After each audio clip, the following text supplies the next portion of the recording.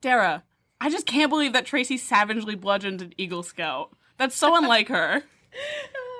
And welcome to the Swamp. The Swamp is an acronym. Stands for some whack-ass movie podcasting. And today we are honored, blessed, touched, and honored again to have a guest with us. Mm-hmm.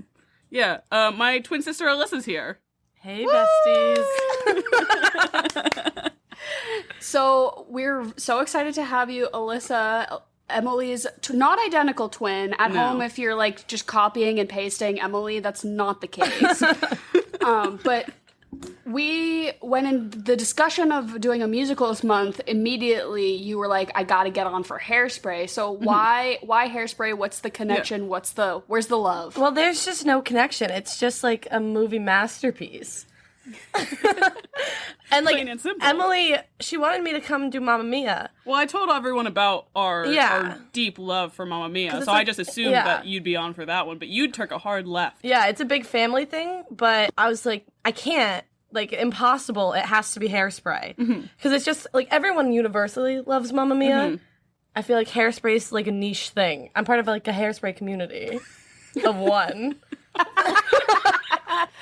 I will say, I hadn't watched this movie in, like, kind of a long time, and watching it again, I fucking forgot how absolutely phenomenal this one is. Because when thinking about movie musicals, there's so many good ones to pick from. So when we were coming up with our lineup, I was like, okay, Alyssa, interesting choice, Hairspray. But then after my watch, I was like, no, I'm joining the Hairspray community, and it's of two now. Because I'm so here for it. And She I was love so it. right Henry for watched this. it.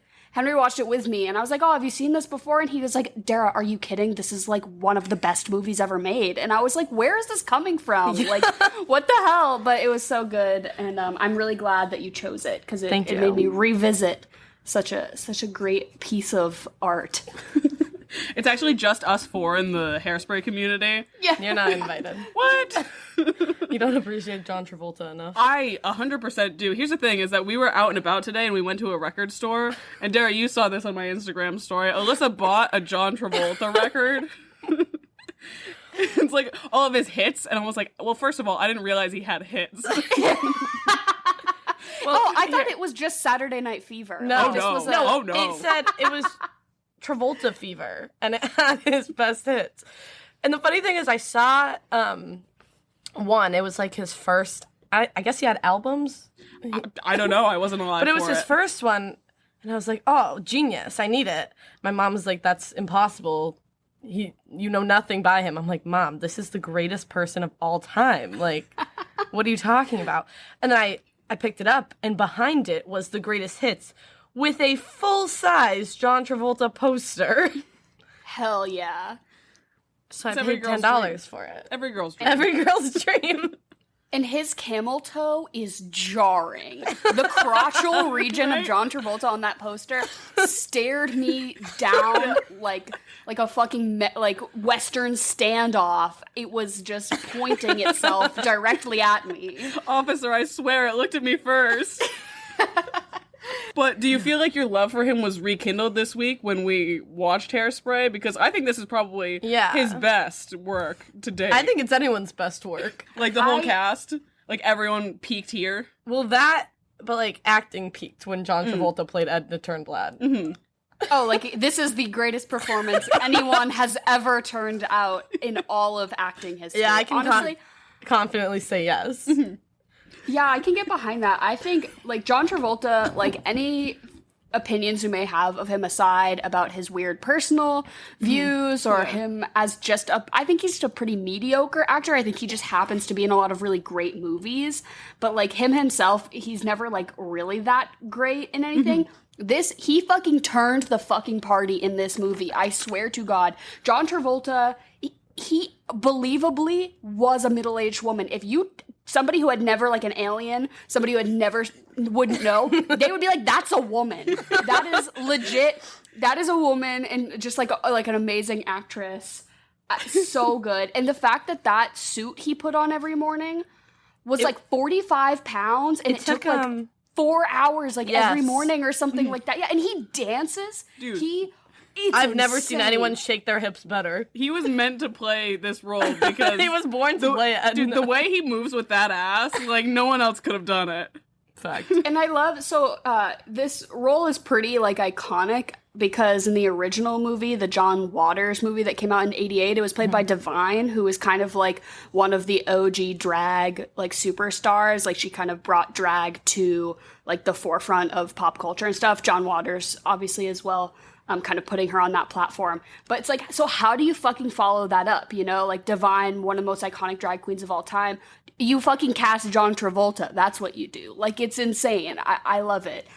He moved into it with such ease. Alyssa told me, what was it, when the actress that was playing Tracy walked on set for the first time? When Nikki Blonsky walked on set, the first thing she saw was John Travolta, and the first thing he said to her was, "Come to mama."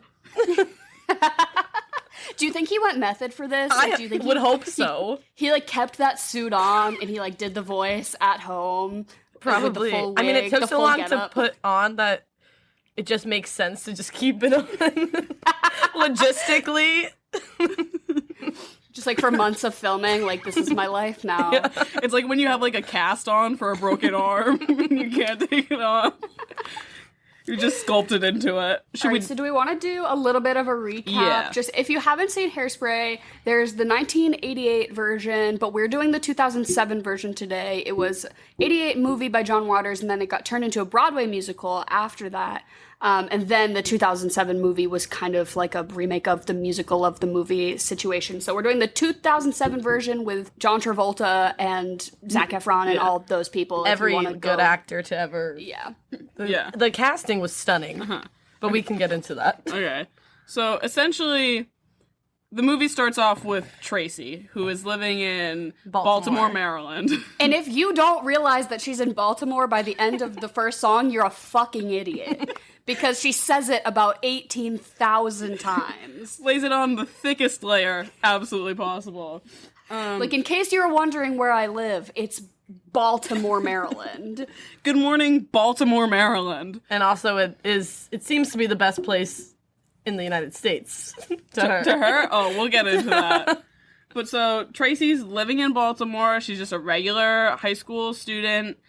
She's a little plus size for her time, which is a bit of a plot point. And her best friend, Penny Pingleton, who is played by Amanda Bynes, are just so obsessed with this afternoon, like, how would you describe it? Like, dance It's like show? local. Yeah, it's like local kids, so it's like a lot of the kids they go to high school with are on this like afternoon, like dance special, like musical specialty show where they all like do musical numbers and stuff like that. How do these kids have time to be on this show? Well, me and Emily were to school. Yeah, well, they definitely get dismissed early. Yeah. For some, like, I don't know if this is Like Tracy. they have school credit for that. Yeah. Does this count as a gym credit? No. This is the show choir of the 60s, is that you got to go be on the Corny Collins show. But like Tracy and Penny are running out of school every day trying to get catch to the the start It's of it. live. Yeah, it's exactly. live. and so they had yeah, already been definitely there for hours getting ready, practicing. But so Tracy and Penny are obsessed with this show pretty much. What happens? Tracy pretty much... Somebody gets pregnant on the show and she has to leave. So then there's an open spot for a new dancer on the Corny Collins show. And Tracy's basically like, this is my fucking moment. But her mom's not really into it. Her mom's like, you're going to run a laundry business like I do. And Tracy's like, I'm in high school. Can you please chill? I think a lot of that is her mom doesn't want to see her get hurt because she is like bigger than all the other girls, dancers. So she goes to audition, and how would you describe Velma? Velma's a cunt. Like, you can't put that. I can put whatever I want on the internet. This is our show. But like I guess she's the villain. She's the mom of one of the other dancers on the show, who's like the. She's kind of like the showrunner. Yeah. She's the show manager. And Tracy goes on audition, and Velma says, "No chance in France will you ever step foot on the stage," because she has an iron grip on the Corny Collins show. But just because Tracy said, "I'm all for integration," oh yeah. and she says, "Absolutely not." But then she's like, "I will not have this communist on my show." And then it doesn't really explain what there's like it's like a school dance or something. Yeah, there's like a like Friday afternoon dance at the school or something like that, and Zac Efron's like thrusting his little hips and being real sexy with it. Who's also the most sexual song on the entire movie. Mm-hmm. That whole You thing. think is Lady's Choice? Yes. Oh yeah. I think it's Miss Baltimore Crabs. No. He's literally implying that he's a sex toy. But the way she's moaning, the way she says the word crabs, that's true. She does flat out say in that song, I screwed the judges. Yeah, that's true. But anyways, and this is a horny film. Yeah, especially because they're supposed to be like 15, 16. Uh-huh. But anyways, so Zac Efron singing the song, and Tracy gets down. Tracy just starts shaking her ass, and Corny Collins cannot get enough of it. He's an adult man. Yeah. He is not in high school. Yeah, like who is this 16-year-old girl? And then all of a sudden, it doesn't even show the timeline. They were like, get her on the show now. And like 5 minutes later, she's on television. Uh-huh. And suddenly she's like the star, and they have merch for her, and they dye her hair, and they give her a makeover. And it's this whole thing where like now it's the Tracy Turnblad show. Yeah. It's not the Corny Collins show anymore. And Michelle Pfeiffer's fucking livid. Yes. Absolutely furious. I mean, so throughout this, pretty much Tracy's made friends with the black kids at school. And that's pretty much where she like has the most fun, and she's dancing and everything like that. So she gets sent to detention. Yeah, she gets sent to detention. And they're just always there. Yeah, always. Like all of the black kids they never are just got in detention. They never got it.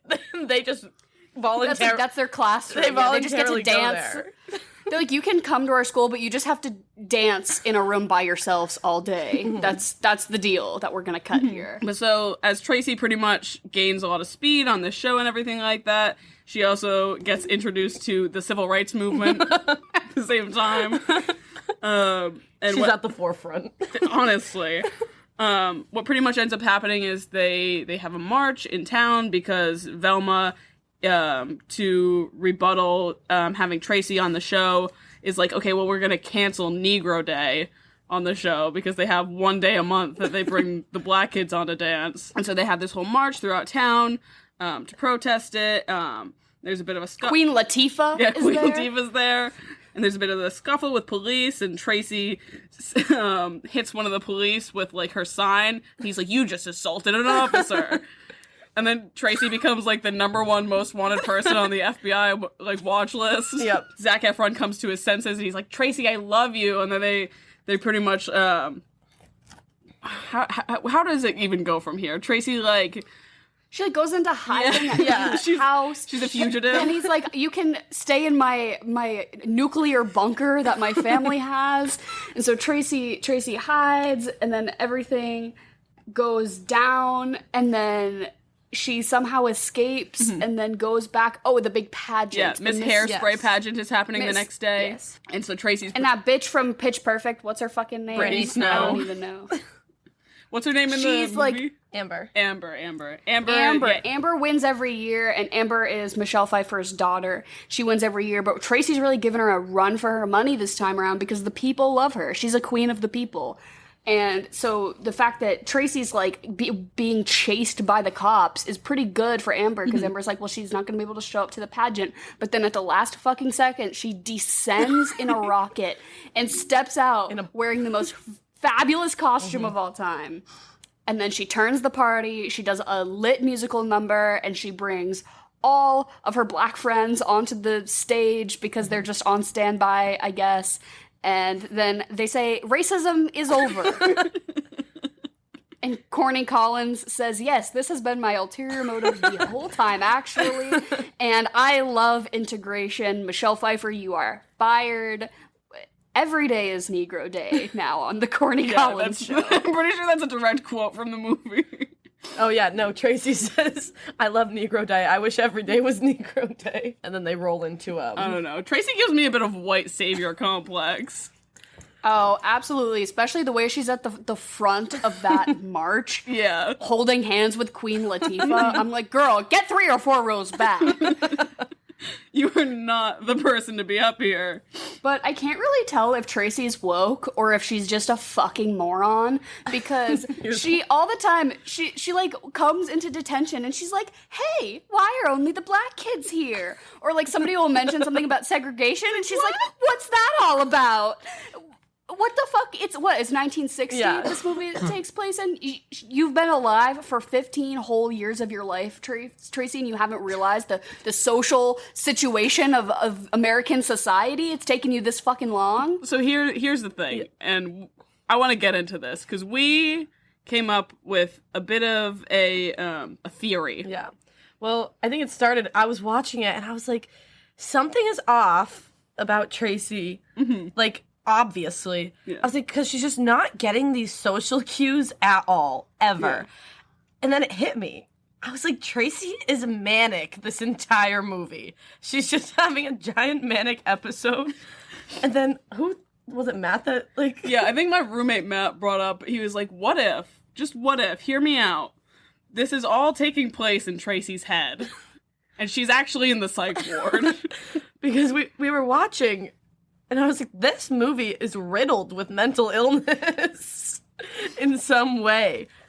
I mean, I think we said... And no, you're so right. I think it's like 2006. It's 2007 when this movie came out, and she's like, "What's the big deal? Why can't whites and blacks get along? This is 9/11 has already happened. We got bigger fish to fry now in America." And everyone's like, "Tracy, shut the fuck up." Well, like Edna is like an older patient, not really her mom, but she's got like agoraphobia. Agoraphobia. Yeah, because she can't leave the house. What else did we say? Velma's pretty much like a Nurse Ratched kind of character. You know what I'm saying? We said Zac Efron was he's like a med student that Tracy's in love with. She's got pictures of him all over. I thought we were diagnosing them all. He definitely has like narcissistic personality. See, we said that for Amber. No, he's definitely a bit of a narcissist, though. Yeah. He's like, no, I can't go help the civil rights movement. I have to think about my career. He was like, that's enough for today. I danced with them, and now I gotta go. I can't protest with everyone, too. Yeah. He's like, I'm at my limit. But Penny has ADD off the charts. Oh, absolutely. And I think the dad, Christopher Walken, there's something going on there as well. He also has, like, an inability to pick up on social cues because Michelle Pfeiffer is literally flashing her cooter at him. And he is like, would you like to buy... a whoopee cushion? Toys. Oh, yeah. Would you like to purchase something from my joke shop? One of my favorite lines from the movie, though, was, like, after that whole scene, when Edna's pissed off at him, he's like, baby, you know this wasn't me coming on to her. It took me 5 years to even realize that you were flirting with me. I was like, I feel you, Chris. I forgot, watching this, I had forgotten how good Christopher Walken is in this, too. Unsung hero. I was almost crying laughing when him and John Travolta do their musical number together. Timeless to me. And I was like, that is literally John Travolta and Christopher Walken just, like, dancing around a set. And so good. It had, like, so many elements to it, too, that number. Oh, yeah. It, like, went into, like, a tango and then, like, a ballroom waltz. Yeah, I was gonna say, John Travolta twisting around like ballroom dancing in that was the moment that I googled how heavy was that tattoo because I needed to know. He did it with ease. Yeah, it was so beautiful, flawless, 10 out of 10 that I could not imagine. And Christopher Walken is so funny in this movie to me because he's such like out of left field. Like, you think John Travolta being in drag for this movie is kind of jarring. Christopher Walken playing like an awkward dad character, fucking out of left field for me. I'm like, what the hell? How did they get him on this? Like, how did they sign him onto this? I loved it, though. Who drugged him and just pulled him onto the set? And they were like, you're doing this. His performance was definitely one that I didn't appreciate very much as a child. And I remember, like, starting the movie and being like, oh, great, here's Christopher Walken. Cheats on Edna. Bitch. But, like, then watching it, I was like, oh, he's so sweet. I think at one point we go, he's like the best dad ever. Yeah, honestly, he's so supportive of Tracy. Yeah. Edna's so nervous about her going and auditioning, and he walks into her room and he's like, do you want to do it? Do you have a dream? And she was like, yes, daddy. And he's like, okay, well, you go follow it. And I love that this whole movie, he's like, Christopher Walken is doing an impression of himself for this character. Like, this is the most Christopher Walken voice and mannerisms he has ever displayed on film. When people do an impression of Christopher Walken, he's doing an impression of people doing an impression of him for this movie. It's fucking wild. Oh, you're so right. I don't know. The entire cast is just impeccable. Yeah, well, you really love Amanda Bynes in this. If I could play anyone in any Broadway musical, it would be Penny in Hairspray. She's so good. I see that for you. She's like such a major character, but also like such a good side character. Like, you know how like side characters sometimes almost like overshadow like the main character a little bit?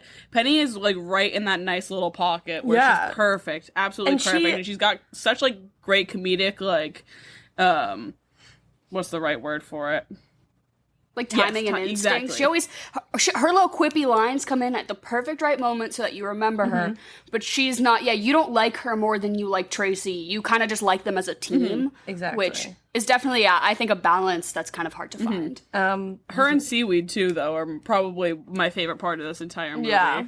Fucking Seaweed. The fact that his name is Seaweed just knocks me out. Why the fuck is his name Seaweed? I love it, though. But yeah, the two of them are really great. I also love that she has a lollipop all the time in this movie. That was a piece of trivia. Her dad in real life was a dentist while she was filming. I don't know what he's up to these days, but while she was filming this, he was a dentist, and he was concerned about the amount of lollipops she was eating every day. Because I think it said on set she was eating like 40 lollipops a day. And she was like, no, Holy Dad, shit. like, I don't actually eat them. Like, that's fake. But she was completely eating all the lollipops. Yeah, just a full blatant lie. What? She's like, I'm not really eating them. I'm just putting them in my mouth until they're gone. It's just, and then I get another It's just one. the stick. Don't worry about it. Like, No, because she's fully like tonguing that she's lollipop. gnawing on She like them. Yeah. she pulls it out and then she like gives it a little flick of the tongue. She spits on it a little bit. Like she is working. Yep. If I was Seaweed too, I'd be like, okay, girl. They just connected like that right off the bat, and I love that for them. Like, we talk a lot about how there are couples in movies who it's like a 2-week romance, and you're like, okay, I believe it or I don't believe it. And so Tracy and Link, who's played by Zac Efron, have one of those, and I am not not even close to convinced. I don't with even them. care about it. I could not care less about Tracy and Link. But Penny and Seaweed, I am here for it. I am on board 110%. I want them to get married. Yeah. I want to be at their wedding. The funny thing is, too, there's never a conversation between them in the movie. They just looked at each other, and I think their clothes fell off immediately. Yeah, the sexual tension, you could cut it with a knife. I love that scene, that first scene where Tracy goes into detention and they are all just like dancing and she's like, my kind of people, I love to dance. And she just immediately starts shaking her ass and just, whipping her head. And they're like, hey, that's pretty good, but try out these moves. And then they like teach her the new dance moves that they've come up with. And they're all about it. They're like, yeah, white girl, get it. And they just like immediately accept her into their little group. And they're like, yeah, let's all just like dance in a circle until detention's over. Or whatever, but then her and Penny kind of have this in where detention becomes this like cool spot to be because now she's on the Corny Collins show and all that, and Penny's kind of like, oh yeah, like they're with me, they can get into detention now. I love that, and yeah, I think Link and Tracy want what Penny and 100%. Seaweed have. Does not compare. That's the whole time I'm like, Tracy, this boy broke. Your career, your ability, your stardom, that is where you need to be investing your energy on, because this Link guy doesn't even want to march for civil rights. So, fuck him. I love that Link, I mean, it's kind of similar in the way that Tracy and Link like get together, that like Seaweed and Penny get together, that like Link and Tracy get together, because Link walks into detention and just sees Tracy smack her ass, and he's like, that's it. I'm in. I'm fully committed. And he's dating Amber. Mm-hmm. And he kind of like doesn't ever actually break up with her. Yeah. He just sort of is like, yeah, I'm could have just move on to this new bitch now. And I'm like, come on, Link. Get with the program. We respect women. I mean, it's 1960s, so you probably don't respect women, but we respect women in this house, so. You know who respects women? Wilbur. Is that Christopher Walken? Yeah, I don't know anyone's name. I feel like we're already on the topic, though. Can we just talk about, because we talked about it a little bit, how horny this movie is? Oh my god, it is. I wrote, this is a horny film. It just ramps up. It does not stop until the end. Once you get that first little inkling of, like, things are getting a little sexual considering these kids are in high school. And then Miss Baltimore Crabs, she's fully moaning. Lady's Choice, he is humping the air for 6 minutes. And I think Velma says at one point, she was like, no, not one person can shake their ass on my show. Yeah, no. She was like, no, hip thrusting, Nothing. no bumping and grinding. We are civil people here. But we will sing about boning each other. But I had written down, I was like, there is no way that Velma's not fucking one of those kids. Oh, her morals are you already know that her morals are like zip. She doesn't have any. That's just true. Yeah, the way she's like, Mrs. Baltimore Crabs, and they lift her up. Boys, they lift her. They're like grabbing her ass God. on the way up. She is. You know who she is not fucking though is Corny Collins. Oh, he is no. not having We love any of that fucking the shit. progressive king that he is. That's broke is when you're in middle school and you see Hairspray and you have a crush on Link because Zac Efron is the apple of your eye. But fucking woke is being in your 20s and realizing that Corny Collins, James Marsden as Corny Collins is where it's fucking at. If you do not have a crush on Corny Collins, you can get out, is my opinion. So good. He is a little passive though. He's like, I will from afar support segregation. And then when the time is right, I will say, yes, this has been my intention since day one. Capitalizes on it at the end of it. He was like, how can I make this about me now? And then he's like, oh yeah. I run this bitch. Motormouth Maybell. And he just like pushes her onto the stage. Can we talk about Queen Latifah as Motormouth Mabel?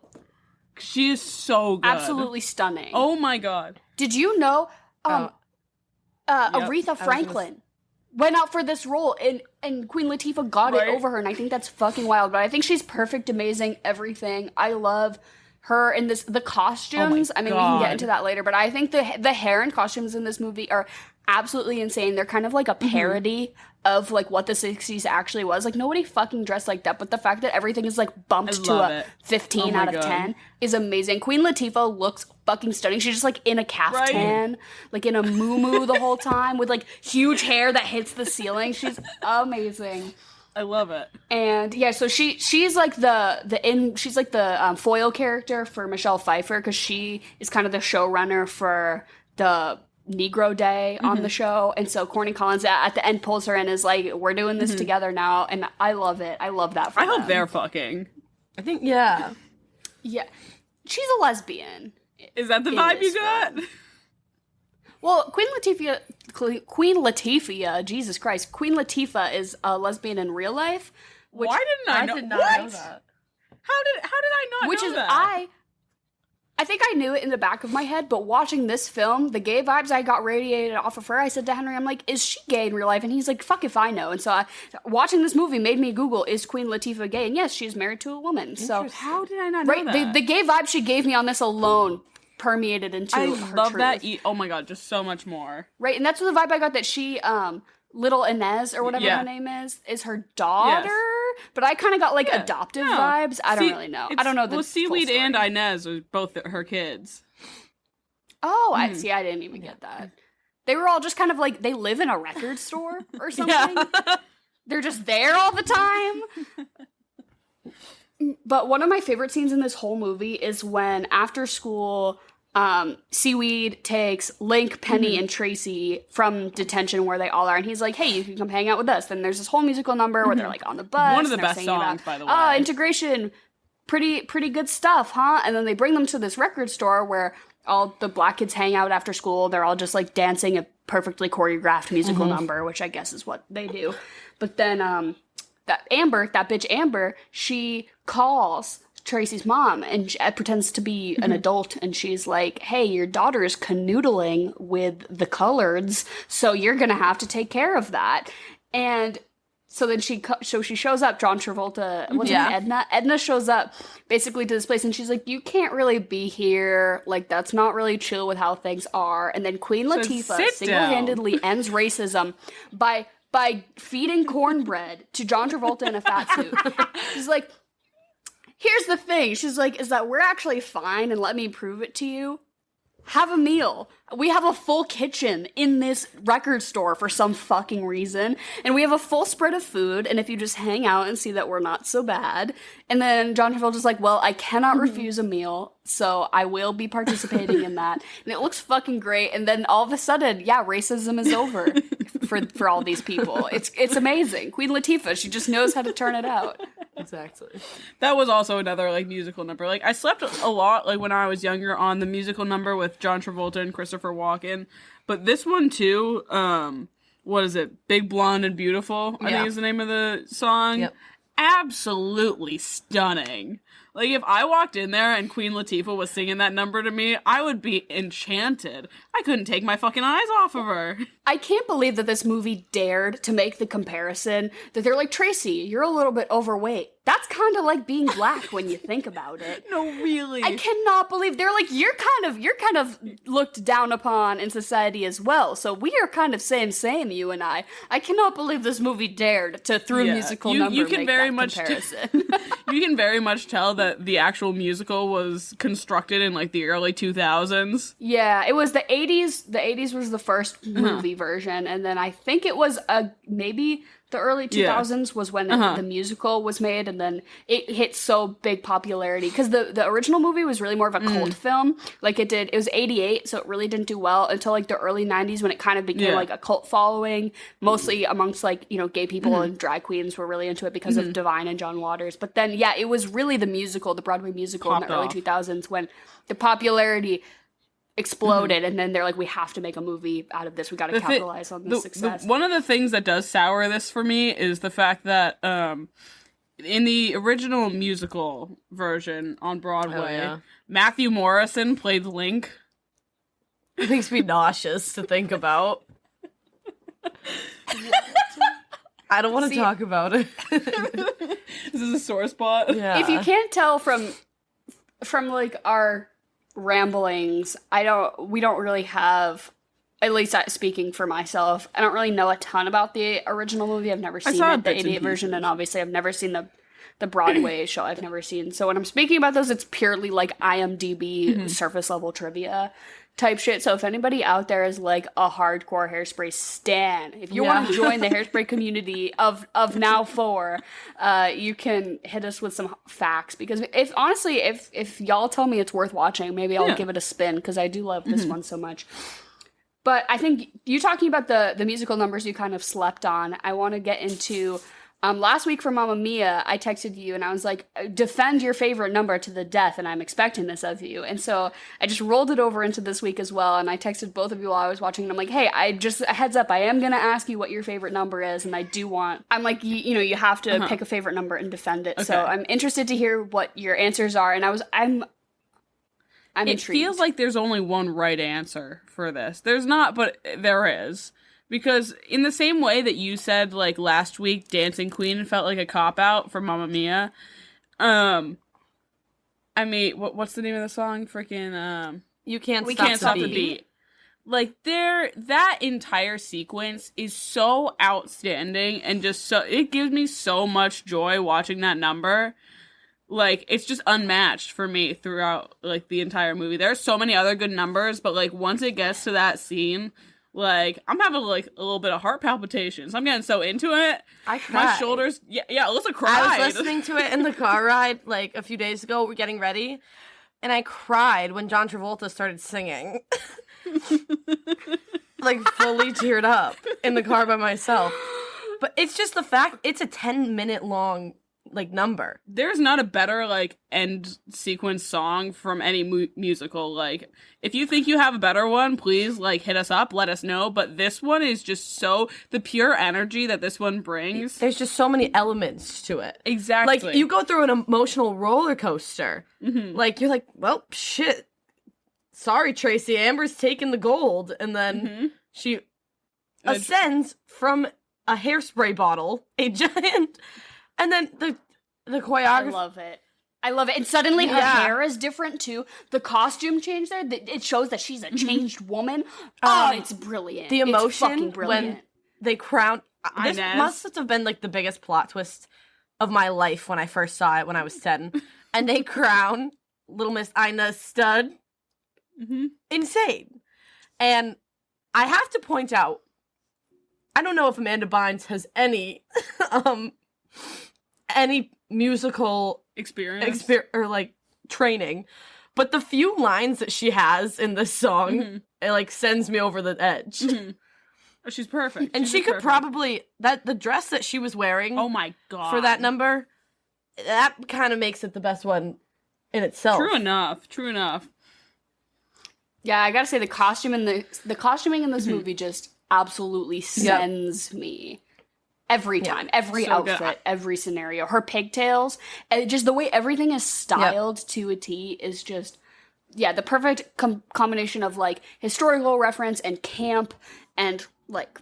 I hope they're dancing too. So did they get any awards for costume design? I couldn't. I would guess not, but I could be wrong. But there were so many like instances where I was just watching the movie and I was like, God, I want to have that. You know what I mean? Like everyone's hair, it took them 2 hours to do Penny's hair every day. Oh my god. Yeah. But anyways, do I think this is the best song on the album? Not at all. But musical number. But the best number, I could defend it. Because I think you and me both agree that I could write a thesis about it. Fair. I think you and I both agree that Without Love is probably the best song. Yes. That one just gives me a lot of life as well. But Dara, please, we need your input. What do you think? What's your favorite number? So are both of you are saying We Can't Stop the Beat is the best musical number of this whole? That's your favorite? Both of you are gonna say Baltimore Crabs?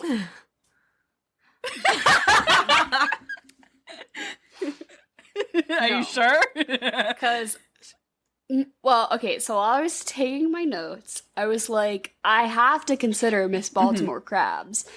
Because just Michelle Pfeiffer's star quality presence and performance in that song is so good. I cannot say it's unmatched because I will go on to explain my favorite, but just her establishing song as the villain. Like, my favorite song from almost any given Disney movie is the villain as song. It should be. Yeah. You know what I mean? Like you think, they always, it's kind of jazzy and haunting. Sexy. And a little, like...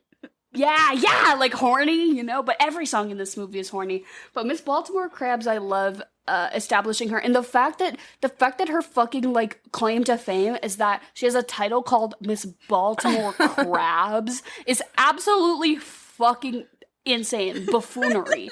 Like it sounds ridiculous, but she really owns it. She's owning it, and she's like, yes, this is my legacy. But I will not say that is my favorite, but I will say it's an honorable mention. Do you guys know this? I don't know much about Michelle Pfeiffer. She didn't know she was the villain of the movie? Her character was racist until halfway through the filming. The filming, yes, I saw that. Fucking insane. She didn't read the script beforehand? Obviously not. Somebody's like, you're gonna get to be a MILF. And like, for this point in your career, that's perfect. You can sing, you can dance, you are so skinny, and you are just perfect for this role. So we're gonna sign you on, okay? You're gonna get paid $10 million. Minor detail, like, you're sure. a raging racist. Yeah. Don't worry about that. But like, no one's gonna notice. No. Also, quick off-topic question. But because she is just the MILF of all MILFs in this film, I want to know, between Meryl Streep as Donna in Mamma Mia or Michelle Pfeiffer as Velma in Hairspray, who is the better MILF? Maybe not better, but who's the... which MILF do you pick? Well, what are you going off of? Just MILF, yes, MILFage alone. Honestly... Is there a scale for that? Yeah, well, it's your guttural instinct reaction, and I gotta say that the racism issue makes her a lot less That's milfy true. to me. But I will argue Rosie, Donna, Tanya. and who's the third one? Tanya. Tanya. I think Tanya's that's the true. MILF.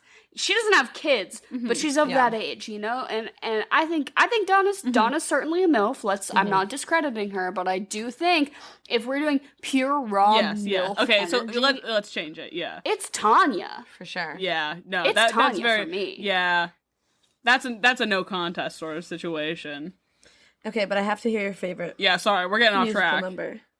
So I guess this is maybe like unpopular opinion or something, because I did try to do the like last week when I said that, you know, you can't pick Dancing Queen because it's like the big number or whatever. I tried to stay away from We Can't Stop the Beat, even though I totally agree. It's fucking crazy the way those people are dancing. I cannot believe it. It made me sweat. I was sweating. I wasn't even moving. I'm crying. Maybe You're I was sweating. also doing that thing where I was like it was like involuntarily like clenching and unclenching my butt cheeks to the 140 tempo, like really getting a workout in.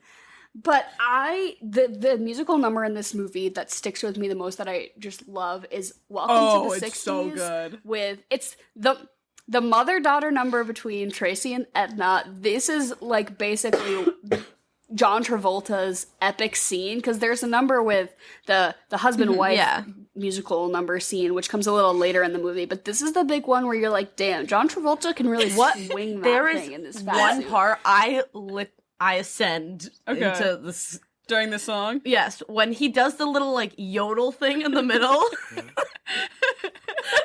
Yes! And that's why I picked it, because it's just those little details that just get me, and this is just the best number to me, because the whole way it starts off with, like, they're going to this plus-size dress shop to get her, like, a sponsorship, basically, like, so she can be a spokesperson, and Edna I love goes it. full momager. She's like, I'm in charge here. I am crossing things out of the contract. This is not to be debated. And that's when her character shift really happens for me, because she was originally like agoraphobic, running a laundry business out of her house, really like not about her daughter stepping into the limelight. And then like once it's happening, it's fucking happening. And Edna's like, no, I'm in the driver's seat and I'm like a boss bitch. And the way they both get makeovers and she's really feeling herself, and she's like, I'm actually hot. She's like, holy shit, I'm hot. And they do this whole dance number, and I don't know, that musical number just... Oh, it's so good. No, It's it is for definitely me. one of those ones, like, I feel like... Definitely look over it. Yeah, you overlook it, unfortunately. But it is really, it's stellar, absolutely phenomenal. I like all the backup singers. They add so much to the song itself, and just so much character to the entire scene as well. It's just too good. Also, isn't that like Angelina Jolie's dad who plays Mr. Pinky? Or am I thinking of someone else? I hope not. Angelina Jolie's dad is John Voight, so no. Who the fuck am I thinking of He's, then? Wait, no, who is that guy then? Is Oh, yeah, no, Jerry it's Jerry Stiller. Stiller. It's Jerry Stiller. Yeah, Ben Stiller's dad. Yeah, Oh, listen, yeah. I knew it was someone's dad. Rest in Someone's peace. old dad. He died pretty recently, I think. Yeah. R.I.P. But also, so he, I think, was maybe in the original, in the 1988 one. Don't quote me on that, but I know John Waters, I believe it's Good Morning Baltimore, there's like a flasher in the street. Yeah. In that number, Oh and my that's God. John Waters who made the original. Yeah, way. So he had a little cameo moment, And which that's was the- really cute. That's the part he chose? No, I well, think it's just that's like so good for him. he's not I an love actor that. or anything. He just wanted to like kind of have like a little background role. I will say that this movie starts off with such a bang. Yeah. Like this movie very much fits the Broadway role more than like last week with Mamma Mia. Like obviously Mamma Mia was also a Broadway musical until like movie adaptation. But this one, you really feel it. Like, starts off with this huge number, ends with another huge number. But it's just so, like, off the bat, crazy and just wild and fun. It's And a like, no-skip album. Yeah. I stand by that. but, like, Tracy rides into school on a dump truck. I love You know it. what I mean? I love the line, what does she do? The rats on the feet, on the street, I'll dance around my feet. And she feeds them. That's when I knew. I was like, this girl's manic. No, I do love, because like when I was asking like favorite song, musical number type questions, that this movie is sandwiched by powerhouses, because Good Morning Baltimore is unforgettable, and then obviously We Can't Stop the Beat at the end is like the moment. Like it ramps up to that huge moment. So I always, as a passive watcher, as like I think I've seen this movie maybe less than 5 times overall.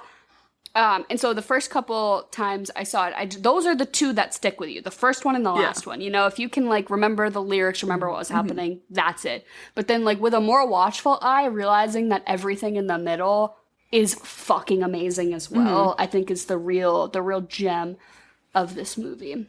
Oh, yeah. Alyssa always likes to bring up, because when we were sitting there and, like, debating, like, what the best song or the best musical number was, Alyssa's like, oh, Emily's favorite is I Can Hear the Bells. And I'm always sitting there, I'm like, no, it's not! But, like, it is in the back of your head. It's one of those ones, like, whenever... Like, you put it on regular playlists. I don't think It's I've so ever done good. that. There's a difference between, like, which one you appreciate most in the movie versus which one you will, like, scream in your car. The 2 one I'll totally scream- different vibes. Yeah, the one I'll scream is usually, like, Without Love, Yeah. but when I want to, like, sit there and have a moment with myself and do a performance in my car, it's probably I Can Hear the Bells. Because it's just so theatrical and over the top. It's brilliant. Because, like, also, like, everyone's been there, like, where Tracy is, where they're like, oh my god, he looked at me, we're gonna get married, holy shit. See, I feel like I relate to Tracy more during the very first musical number in Good Morning Baltimore about, like, having a deep insatiable love for a place that is incredibly shitty. Like, for me, it's like Good Morning Worcester. I'm like singing about Central Massachusetts like it's the best place on the planet. I'm like trying to sell Worcester to people. I'm like, no, I lived there for 4 years. It really isn't that bad. You start singing about I love Coney it. Island hot dog. Yeah. Yeah, right. Yeah, right. You pick all those like weird little things. Yeah, you're like, there's rats, but they're kind of nice. They're my friends, guys. Speaking of Baltimore, I think I told you guys this, but I was with my friend and her family, and we were watching The Bachelorette, and one of the people said they were from Baltimore, and out loud, I say, oh my god, I love Baltimore. And they all look at me, and they're like, Alyssa, have you ever been to Baltimore? No. I was like, no, I haven't. And they're like, well, where's this coming from? And I was like, oh my, I was like stuttering, trying to save myself. I was like, I just really like the musical Hairspray, and that's where it's set. Baltimore. I am fucking dead. That story's fucking wild. But just, it's crazy. Like, I love that this musical is set in kind of a mundane... I've never been to Baltimore either, so I don't really know. Maybe it's a super magical place. If anyone out there is from Baltimore and wants to, like, defend it to the grave and tell me to come visit, like, maybe I will. But if it was, like, New York City, or, like, LA, or, like, Chicago even, like somewhere like kind of glamorous, and she's out here like, good morning San Francisco, you know, something like that, I would maybe buy it a little bit more than this is kind of like, good morning Schenectady, New York, like what the fuck, Tampa, Florida. She's delusional. I don't want to say she's delusional because, like you said, maybe Baltimore is just outstanding. Right? I don't like crab that much, to be honest. And I know Old Bay, like Old Bay seasoning and crabs is a big thing. Just, like, love not my Old Bay jam. seasoning. Old Bay seasoning on French fries is where it's at. Oh yeah, for me personally. Or popcorn. Henry and I have been putting it on popcorn lately, and that shit hot. fucking slaps. Yeah. Utz makes like an Old Bay seasoned chip that's really outstanding.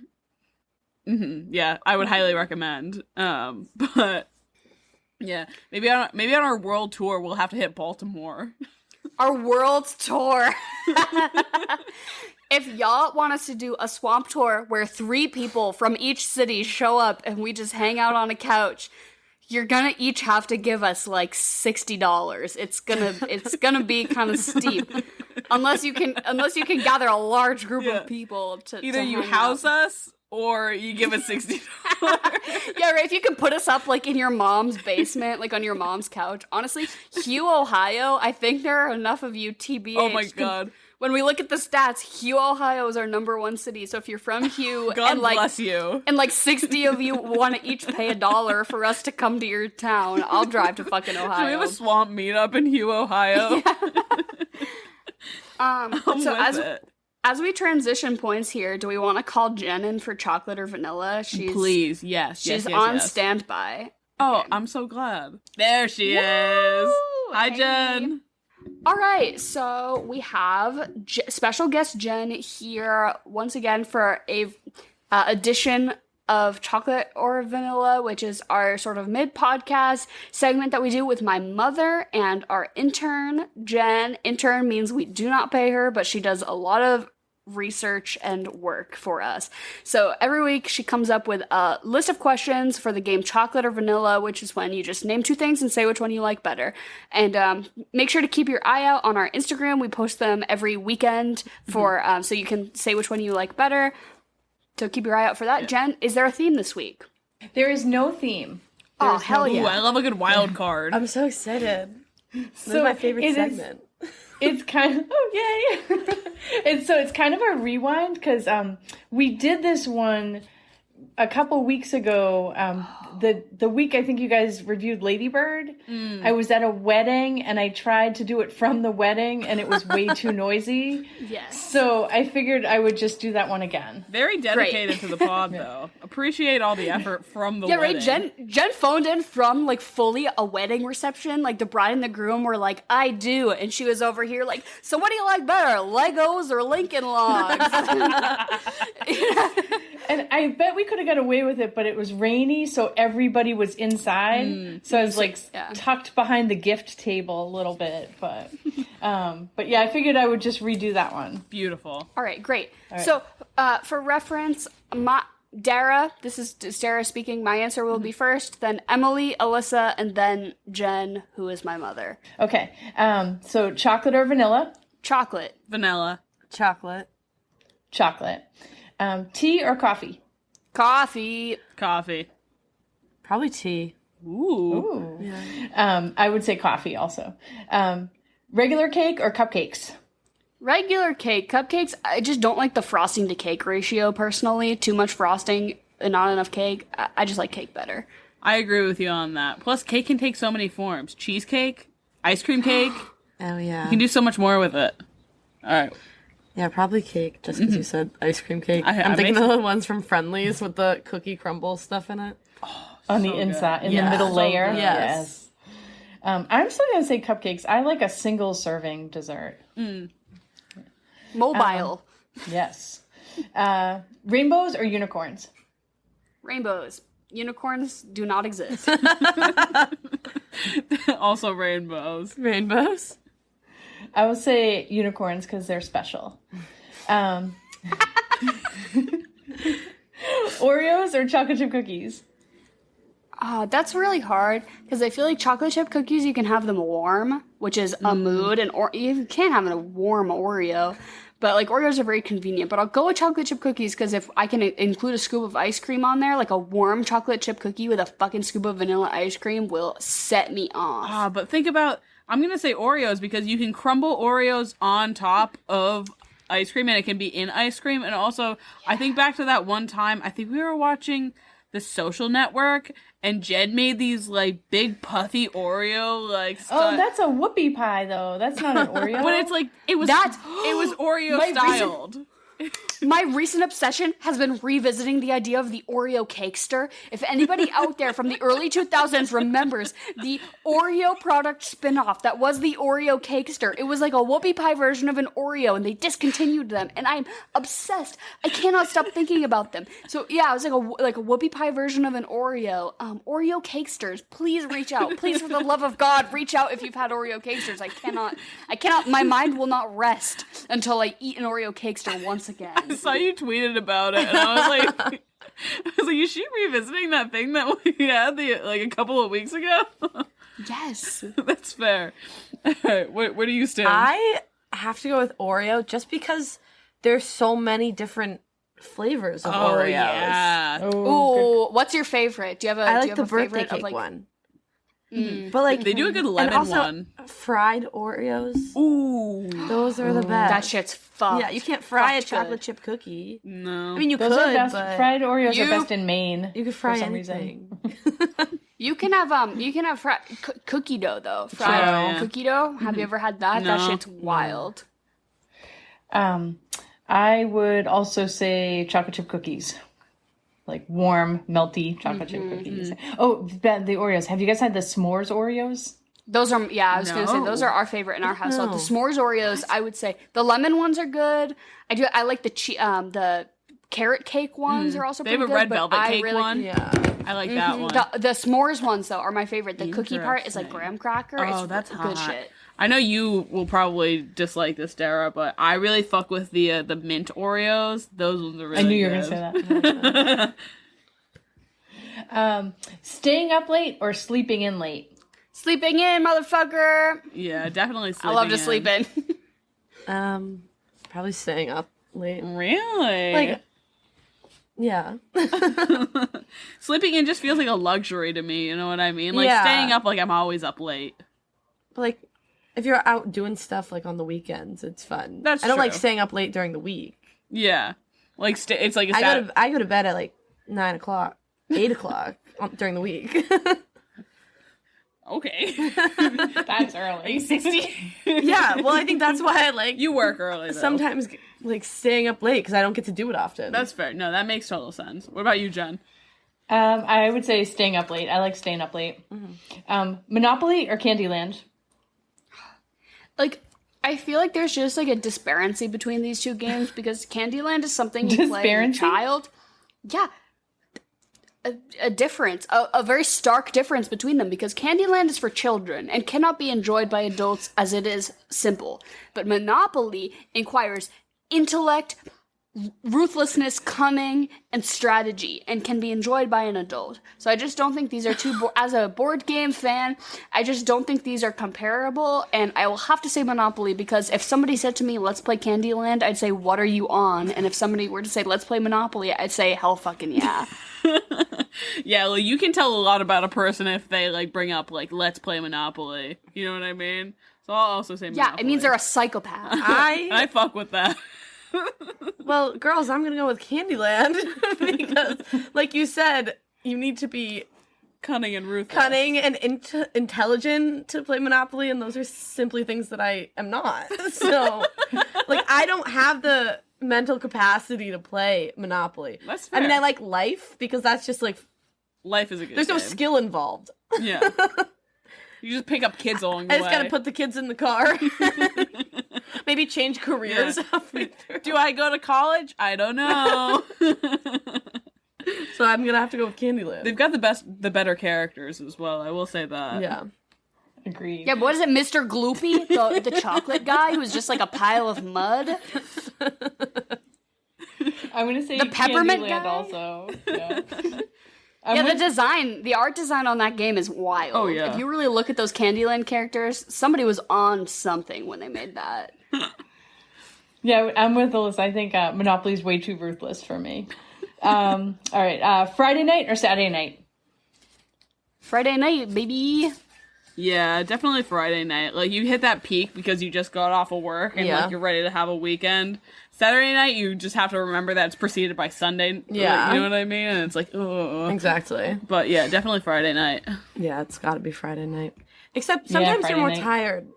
Or like I But that's when you rally. get exhausted. Well, yeah. If you can do that. I mean, I feel like it's more impressive, and then you're a little proud of yourself. You're like, I made it out tonight. But yeah, Friday night. Slippers or blanket? Wait, Jen, what, Friday or Saturday? Oh, I said Friday. Yeah. Oh, okay. Slippers or blanket? I love a blanket. Yeah. I don't wear shoes in the house, like of any sort, personally. I don't really have an issue with my feet touching the cold hardwood floor. That's not something I wish to averse by wearing socks or shoes. But a blanket. Talk to me about a blanket. I have a heated blanket and a weighted blanket, and you put both on. You put the heated one first and then the weighted one, and then you can you feel like you're in a toaster oven. I feel like a microwavable burrito in a fucking toaster oven, and it's beautiful and amazing. That sounds like it would and I can suffocate you. Oh, yes, it does. And it's everything I want. I want to glorious. not be able to breathe, think, or move. I want to feel like I'm being buried alive a little bit, and it's amazing. So blanket every day. Yeah, I'm also gonna have to go blanket, not to the degree that Dara went blanket, but my mom always she knits a lot of, or not knits, crochets. She crochets a lot of blankets and stuff like that, and there's nothing better than wrapping myself up in this lovely little cozy crocheted blanket that she made. So I'm gonna also have to go blanket. Yeah. I'm gonna go blanket. I also don't think I own a pair of slippers. Or ever really have. It's fair, moccasins. Or fuzzy socks, even. I like those. I feel like a thick sock Yeah. could be considered a slipper of sorts. I like a blanket, but I like my feet to be warm, so That's I like fair. a booty slipper. French toast or waffles? French toast, and honestly, I feel like this has got to be a triple because I feel like people usually go pancake, waffle, French toast as the top three, and I feel like I'm usually in the minority when I say French toast, but I just think it has a lot more flavor to it. Personally, a waffle and a pancake are a blank canvas, which you can do with it what you want, but a French toast in and of itself is fucking delicious. Have you and ever had flavorful. cinnamon swirl French toast? though? Yeah. Yes, so good. Brioche bread, a good, delectable bread, fucking French toasted. Ugh, so good. So I will say French toast. I agree with you there. I know too many people that will say pancake. I feel like everyone says waffle at the bottom tier. You know what I mean? And I'm just not comfortable associating with so many people that say pancake is over French toast. But I wholly agree. French toast is top of its class breakfast sweet in that sort of realm. I have to go French toast. There was definitely a period of time, I go through waves of only ordering and eating French toast, and then I forget about it for a few months, and then I remember it exists, and I do it again. Just that constant cycle. Yeah, no. You're I forgot how much I really like this. Exactly, yeah. Yep, French toast for me too. Cashews or pistachios? Ooh, this is interesting. We've I got know. we've Sorry, got Emily. an allergy. We've got an allergy on This is board. hard, Not- actually. couldn't be me, though. But cashews and pistachios are both really great in different contexts, but I've got to say pistachios are usually salted heavier, and I do love that salt, so I'm going to go with pistachios. And they're green, which is a lot of fun, but both are great nut options, TBH. Here's the thing, is I actually had cashews once again for the first time rather recently, because they were well, you haven't had this in 10 or so years. Let's do an allergy test. Exposure therapy. Exactly, pretty much. And they kept giving me they gave me half a cashew, and then one cashew, and then a small cup of cashews and everything like that. So I had cashews. And then they were dumping them down your throat. Pretty much. They put a funnel in your throat and just poured. And I honestly, I don't think I'm allergic to them anymore, but I'm also still a little scared to have them. But I did really enjoy them, so I'm gonna say cashews. Did you pass the cashew test? I think so. My mouth, my mouth. They never really told me. They said I wasn't allergic, but when I started eating them, my mouth and ears still got a little itchy. But so it's if in my regular life I want to have a cashew, but it's at the price of having my tongue get itchy, I'm well, I don't think I'm gonna do that. I'm kind of allergic to them. I don't know. Itchy tongue's okay. Swollen tongue. Yeah, though, that's the scary part. Be very careful, exactly. please. Yeah. But these are two of the only nuts that you're not allergic to, Alyssa. Yeah. So you have to have a very strong I'm opinion really on this. I'm a little distraught right now. Yeah, I love cashews. Cashews you can dip in you can have the chocolate covered ones too. Ooh. Have you ever And had I love Everything Bagel season ones? Yes, I hear and those they're are really good. fantastic. Everything bagel season cashews. I haven't You can heard flavor cashews so well, in any way. My favorite's just the salt and pepper ones. Yeah, makes Incredible. But I might have to go with pistachios because I feel like I like that better in food. Yeah, you can put more pistachio on Yeah, more and things. I swear this is gonna sound terrible. there was one, it was at a Not Your Average Joe's, like the restaurant, and they Love that used to restaurant. have like a pistachio pizza, and it was the best thing I've ever eaten. And talked I think about about it it a all the lot. time. I would go to that What restaurant. else was on it? I don't even remember. It was like a white sauce Because- pizza. They got, and then I would go all the time to get it, and then one day I went and it wasn't on the menu, and they just took it off everywhere. Heartbreaking. It was the worst day of my life. And I looked it up. I will say, The recipe. It's nowhere to be found on the internet. They're gatekeeping it somewhere. And Let the people have but it. yeah, In so the long vault. story short, it's gonna go to pistachios. but pistachios, I feel like you can make pesto. Yeah. You know, like pesto pine nuts, but you can sub pine nuts for a lot of things. And pistachio pesto, if you've ever had, pretty fucking Yeah. good. That sounds hot. What about you, Jen? I would say cashews though, as far as like sitting Fair. and like snacking. Yeah. Next one, bangs or no bangs? Hell yeah, I got bangs. I got bangs, motherfucker. They make my forehead sweaty, but they are worth it because if I have acne on my forehead, it is concealed. I think last time I said no bangs, but I've come to the conclusion that I have a lot of respect for you ladies Yeah. that can rock bangs. It's just not me, so I'll say bangs. I was gonna say I'm gonna go bangs too because I'm a little jealous that I can't rock them, but my younger self is also saying bangs because Oh, we rocked bangs for a long time. my mom like made me have bangs until like the 6th grade. Yeah. She was like, no, it's not an option. Like, you're getting bangs. Bangs or bust. Yeah. So, bangs, yeah. That's because in the 70s and 80s, just bangs was like 100% of girls had bangs. Yeah. I will also say bangs. I pretty recently converted to Bang Life, and I like brought the hairdresser a picture of like David Cassidy. Is that his name? Yes. Yeah, and I was like, give me this. And honestly, I've been on the boat ever since. I cut them myself now, and whenever people are like, cute hair, I can be like, yeah, I cut my own bangs. So, Love that for you. it's word. I'm always jealous of you guys though who can pull back your hair into a pony, just like no bangs. Yeah. Because when you have bangs, as soon as you push your bangs back, you feel like your forehead looks 18 miles long. Like when suddenly I'll push my bangs back in like a bobby pin, and I'm like, holy shit, my head looks like the moon. Last one. Hoops or studs? Hoops. Oh, sorry. The bigger the hoe. I'm a hoop girl. Yeah, I could never get into hoops. I'm starting to get into hoops. I'm working my way up to like a little bigger. I've got very small ones. I've never seen you wear an earring. What the fuck is this? But Yeah, I feel like Emily, you wear like little pearls a lot. I associate you with the stud. I'm earrings very for much. sure. I'm working on my hoop game, but at the moment I'm still at stud level. I have to go hoops. You wear big I wear ass big, earrings. obnoxious earrings on the daily. I love it. I'm a stud girl. I'd go studs. Yes. And that is everything. Awesome. Well, thank you, Oh, Jen. thank you so much, you. Jen. Fun.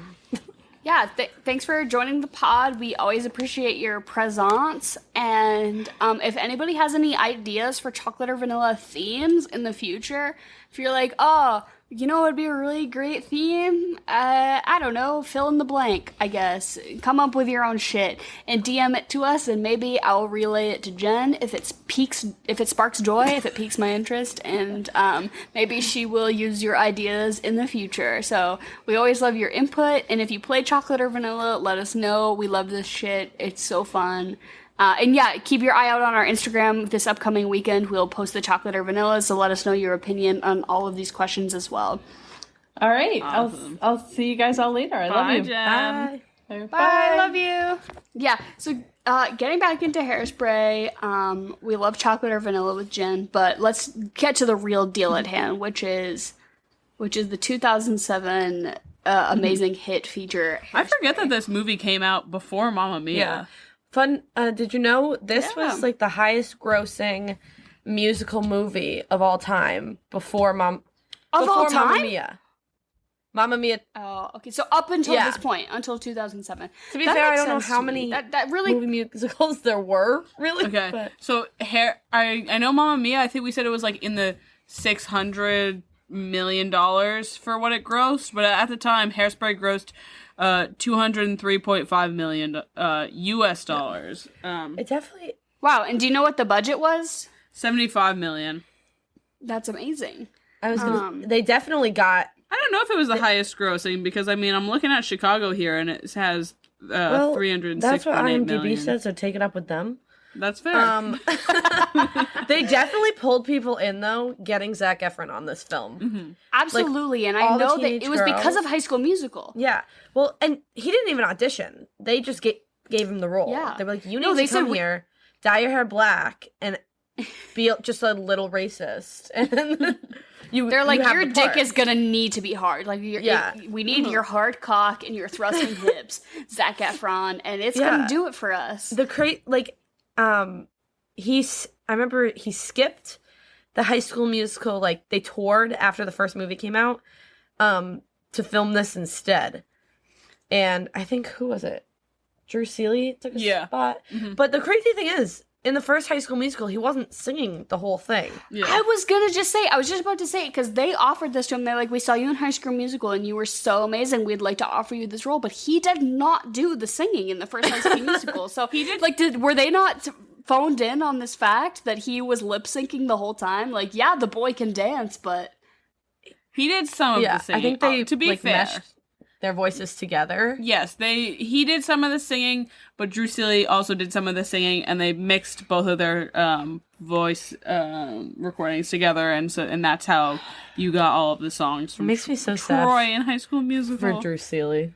Oh my god, he had that with another Cinderella story. Okay. He's fine. Okay, but imagine how different his life would have been if he got to be Troy Bolton. That's very for true. the first 3 High School Music. The first, there's only 3, but anyways. I don't know where we're going.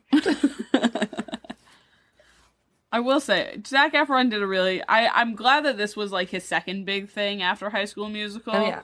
It's definitely, Well, like... this was his second big thing ever. That's true. High School Musical was, like, the Yeah. first thing he did. Mm-hmm. But I think say- that... No, please. well, I will just say it really set him off to be a really big star because I think he was kind of renowned in the industry from this point on as being like the titular. No, not titular. The like, you know, the hot is sneaking male in role. He was like, well, yeah, right. I'm trying my best. But like the like male love interest role going forward for like musical movies because he did The Greatest Showman pretty Yup. recently after this, and Oh, I you think love like that one. Stop, don't tell people that. It's embarrassing. But I know, like, he does have that reputation of just, like, really great to work with, good at his job, executes the role efficiently. And I think that this really fortified after High School Musical because that was, like, a Disney thing. So it's, like, any, you know, hot kid star can be, you know, a Disney person. But, like, this really solidified, like, he has the star power and the showbiz presence to get the job done. For sure. I was really impressed with him in this. I was really impressed with everyone. I feel like we keep going back to that. Yeah. Not a single person is bad. Nobody did a bad job in this movie. They understood the assignment. Like there is not a Pierce Brosnan in this movie. They got people that could actually sing. There is no Russell Crowe character. Everyone is able to belt. Right, because even, like, the people like Amanda Bynes, who aren't necessarily, like, known for being singers, like, she doesn't really sing in a lot of other of her roles. the raspy voice in her lines, again, It's good, yeah, like, she doesn't really, that's not her, like, steez, that's not her, like, peak selling point as an actress, but she still pulls through, and she does it for this movie. I don't think, at no point was I bothered by anyone singing, which is a huge plus for a musical, because if I'm fucking annoyed by your voice and I have to hear you sing for 2 hours, I'm gonna be pissed. Yeah. Like, the only person that I can't say anyone was bad. Like, I think people, if you had to point to someone, you could be like, oh, Christopher Walken, but it's like, no, he was doing his part. That was exactly what his part was. Like, he wasn't a bad singer. You know what I mean? Was he, like, would I say he was, like, the kid who was playing Seaweed? No. Because he's Christopher Walken. No, he's a little clunky, but I think that really fit the character of, like, the, like, awkward joke shop dad kind of moment. Like, he wasn't supposed to be, like, phenomenal. I totally agree. Exactly. It fit, and that's what... Everyone was in, like, the pocket in this movie, which made it just so much better. Do you have a favorite performance? I know we've totally praised John Travolta like to the max up until this point, but do you have somebody in this movie who just like really does it for you? Like John Travolta's just really at the top of my fucking head. But like, okay, if we're placing him at like absolute number one, like who's your number two? I think I'd have to say, and I'm looking up his name right now. Hold on. I'd have to say, Seaweed? Yeah, Elijah Kelly is his name. I think he did excellent work. His vocal performance and he was an outstanding dancer as well, and he really just fit the role super well as also. I will say like Amanda Bynes did it for me a lot too, because her performance was she just knew exactly the character that she was supposed to be. You know what I mean? Like we talked about how her line deliveries were just like that perfect like sidekick sort of delivery. But I definitely say Elijah Kelly stood out to me, and obviously Queen Latifah too, because she's fucking Queen Latifah. I just want to hang out with her. I have to give a shout out though to Nikki Blonsky, because this is the only thing only thing like she's ever been done. in, right? Like, crazy. Even when you look, because especially when it's such a star-studded cast like that, and then at the bottom of the poster it says introducing Nikki Blonsky. She was born, she played Tracy in Hairspray, and then the world never heard from her again. She knew what she had to do, and she did it. Yeah. Yeah, right. I wonder what she's up to. Because I'd love to see her again on my screen, because she did amazing. I know she was in the Hairspray live version that they did in 2016 or something, but other than that, she really hasn't done much. I hope she's doing okay. I know she's amazing. All I know is that she does like cameos, you know, that app Cameo or whatever, where you can buy. Oh my god. I kind of want. That'll be my Christmas present to you, as a cameo from Nikki Blonsky. You never got me a birthday present, so you could do that. I'm working on it. Right. Are you supposed to give your twin a birthday gift? Because it's also your birthday, so don't you kind of share it? Yeah, we do. Alyssa waited until August to give me mine last year, so I figured it was only fair. It just didn't come in. I ordered it. I did order it in June, though. Yeah, exactly. And our birthday's in April. I'll bring you to IKEA. You need stuff for your room. Alyssa's moved into my room recently. Oh, nice. It is the bigger room with more windows. So. You're embarrassing me. Okay, but you're getting your master's degree. Yeah, I don't know. I lived in my parents' basement for a year and a half, and it had no windows. And I think Henry and I both developed mild respiratory problems from that situation. So don't worry. No shame in living with your parents in your early 20s. Mm-hmm. It's just the move. But I gotta say, again, Nikki Blonsky as Tracy Turnblad, she was fucking born for this role. She turns it every time. Every moment she's on screen, she is the star.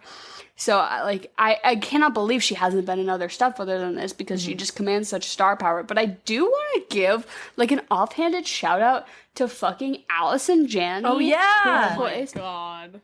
Who plays Penny's mom, and she's in a total of maybe 2 minutes of screen time. But so she plays this crazy religious, ultra protective mother. She ties Penny up to the bed at one point to make her not go hang out with the rebellious kids. Also, it's so crazy. Her screen time is so little, yet she commands so much presence from this movie, and as she does with all of her roles. So I always forget she's in this. She's just amazing. Another offhanded, horny part of this movie, I'm where did she learn to do those knots that she tied Penny up with? So true. Where she just has that rope on hand. Yeah. She's like, I'm gonna tie you to the bed. BRB, just don't question it. She was she definitely strikes me as the born again Christian kind of thing, after she had some crazy days in her 20s. She joined a cult. She was in a cult, and things went south, and then she was like, okay, I gotta really restore my image. Exactly. Yeah. I love that she's a doomsday prepper. Yes. Yeah, I love that. Also, I will give a shout out to whoever the actress that plays Inez is, because she also steals the show. So good. Oh my Her God. bangs too in Chocolate and Vanilla, or the bangs versus no bangs. If you are team bangs, look at fucking Inez's little curly bangs and her pigtails, because they are cute as hell. She has this one line in the song "Run and Tell That," and she just gets me going, dude. She keeps ramping it up and up and up. Yeah. And I'm sitting there, I'm like bouncing, I'm like yeah. rocking and rolling, you know? They can barely pay their rent, Inez. It's like, speak up. You do have a spirit money, just can't buy. No, she was iconic. I do really love Yeah. the turn they took with her character and making her No, yeah, Alyssa, Miss you're so right. Hairspray. Like, this was, like, one of, like, pretty early in my life, the first, like, big plot twist that I was like, holy shit, I did not see that coming. What the hell? Yeah, when they make her, Miss Hairspray, Yeah. like, that was so, yeah, I remember being like, oh my god, who thought of that? So cool, so fresh, so fun. the fact that it's her and John Travolta in that like number that are dancing together. I could not think of a better pairing. Yeah. I couldn't. Like, they both, like, are probably... I don't want to say that they're the best dancers in the film, but... They might be, though. They might be. Considering their circumstances, they might be. They hold their ground. Okay, before we get into our, like, regularly segmented things, I would just want to question, like, how do we feel about James Marsden as an actor, as a group? He's just... I love don't him. know. Oh. I love him. No, I love him. He just has this really, like, weird and particular set of movies that he's always in. Yes. Peter He's Rabbit the and same guy. Enchanted. And then this. Yes. But then you see him in did you guys watch the show Dead to Me?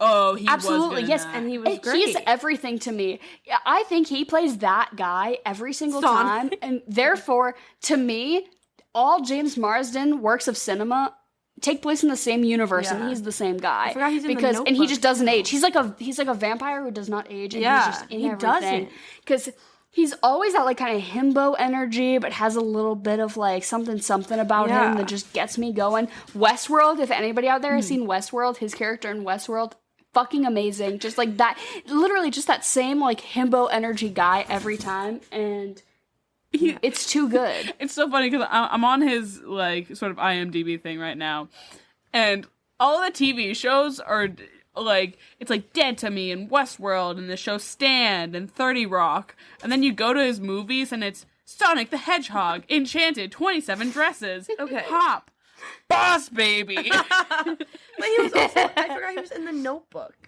That he was good in that. I did enjoy him in that. Yeah, he played the guy she left, right? Yeah, Absolutely he always wild. gets the short end of the stick, I feel. By him as Corny Collins just makes sense. Like, I feel like whoever did the casting for this movie deserves... So I did look up, you asked about awards, and they were nominated for a bunch of Golden Globes, because the Golden Globes does count, they do comedy musical as a whole category. Yeah. And they included it in a bunch of nominees, but it didn't win anything. Yeah, and especially I do think for costuming and, like, I know casting isn't necessarily an award, but just, like, the Should cast be. of this movie is fucking Yeah. crazy. But so if we want to, do we want to roll into just like our regular questions Of we course. ask? Because I think regularly, as we establish, fuck, marry, kill, we cannot consider anybody who is in high school, so it is only the established adults in the movie. Which we still I have know a lot Zac to work Efron with. was probably like 21 here, and I get that his hip thrusting made me Yeah. feel some type of way, but I will not consider it. I will not think of We're it. working with the So- characters themselves, not the actors. And I don't know, like, if there's... So if we want to do, like, the parental figures first, if we want to do Edna... Who's Christopher Walken? What's his name? Wilbur. Yeah, Wilbur. Wilbur. We're going to do Edna, Wilbur, and Velma. Michelle Pfeiffer. Velma. Those are the Excuse three, me. like, main parental figures, I guess, I if think we you're want to do forgetting fuck, marry, someone. kill. Where the fuck is Motormouth Mabel? True. Yeah, that's what I'm saying. I don't know if we can pick a specific three to do. Well, those are Maybe just... Okay, maybe just the women, then. Maybe just Edna, Mabel, and... Michelle Yeah, Pfeiffer, yeah. That's a whatever good her one. fucking name is again. All right, so it's tough because Velma's one of those ones that I would fuck and kill, yeah. but she's just too much. She's too much. I don't want to deal with her. She's And the she worst. has an STI, as she established through an entire song. It's true. How did I miss that? Miss Baltimore Crabs, bro. So you Sorry have about- to I mean, kill. take what you will from the no, that's fair. insinuation, but Yeah. also, isn't crabs just pubic lice? Can't you just shave it? I don't know how that works. Don't quote me on non-comprehensive I don't know. sex education, but I'm good. Yeah, no. So I'm gonna have to kill her. Is Michelle Pfeiffer hot? Yes, but it's never gonna work. never gonna work. Just off the table. I feel like I'm gonna take my typical stance here and say that Edna needs a good night. Edna needs a good time. And I'm willing to bring that to the table. Like, her and Wilbur's sex life has probably gotten a little bland at this point. So I'm gonna say, hey, Edna, what's going on, babe? How's it going? So I'll fuck Edna, and then I have to marry Motormouth Mabel. That's the only thing. Like, come on, I couldn't not. She's everything I want. So I would do the opposite. Okay. I would. Well, obviously, Velma's got to go. Yeah. She's dead. Quick 1, Yeah. 2. And I think I would marry Edna. Okay. And then fuck Motormouth Mabel. Mm-hmm. I don't really have. Her name's Motormouth Mabel. Exactly. It's gotta. Yeah. You're bound to have a good time. She's a little out of my league to marry, you know? Okay. But if she feels like slumming it for a night, maybe she would have. Just be like, hey, sis. I just love Edna. I have to marry her. She's a sweet character. I like Edna. What And about it's you? John Travolta. Just something about you and John. What's the TikTok sound? It's like, I love this man, and I have to have him. What about you, Dara? I gotta say that, like, honestly, the marriage between Edna and Wilbur seems pretty good. Like, they love each other a lot, but there maybe is a little spice lacking. Exactly. So perhaps I can add some spice, and I will fuck Edna, and I will marry, what's her name? Motormouth Mabel. I will marry Mabel because also I really like her kids. Yeah, you know, true. I'm not really down for someone with kids, but Mabel's kids in particular are pretty cool. So I will be their stepmom through and through. And then obviously I am killing Michelle Pfeiffer because fuck that racist bitch. Mm-hmm. And then do we want to do the whole movie? Who are we leaving out? Like, obviously I want to fuck and marry and maybe also kill Corny Collins. Yeah. You know, all three. I don't. Corny Collins is my guy. I want booty shorts that say corny on one cheek and Collins on the other.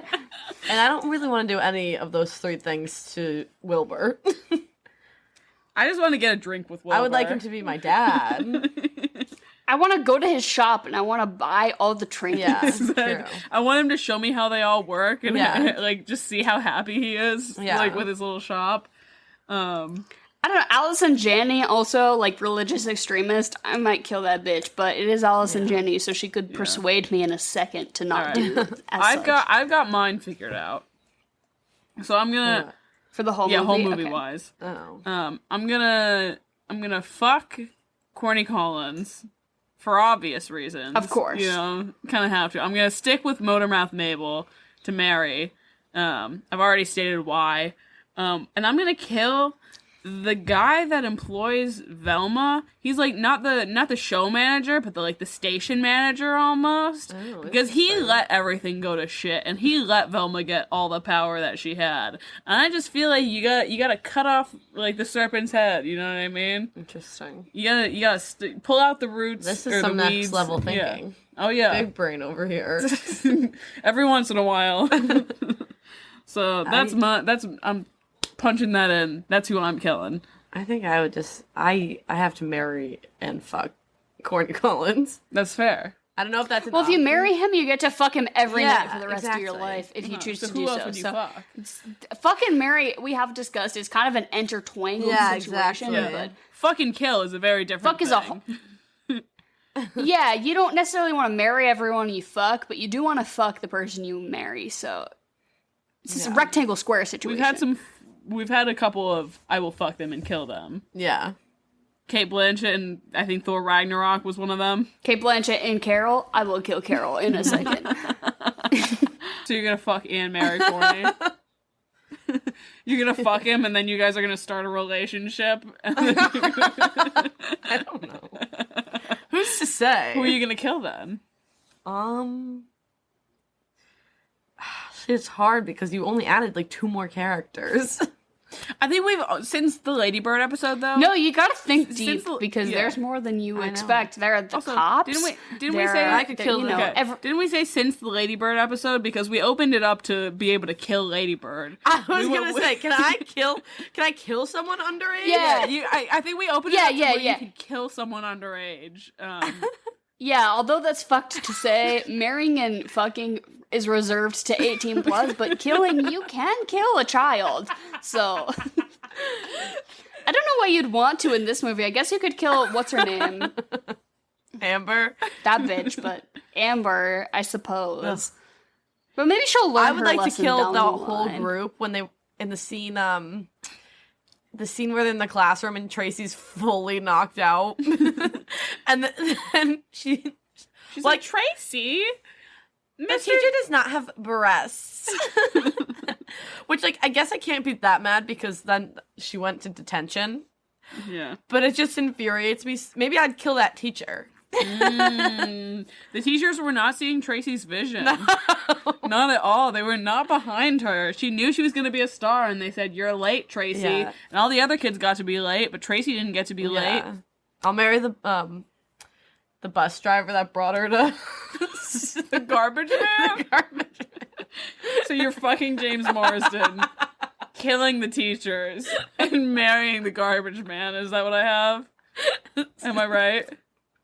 Seems pretty Amazing. accurate to me. I love that for you.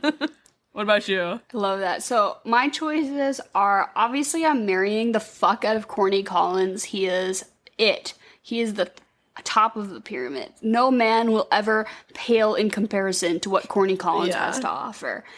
And then I will fuck Queen Latifah. Obviously, she will do me right. And I will kill the teacher who sends Tracy to detention for her hair being too big. You cannot penalize a bitch for fashion. You said it. And so, what did you guys drink or eat with this Okay. movie, or what would you suggest? We didn't eat anything that was too on brand for this movie.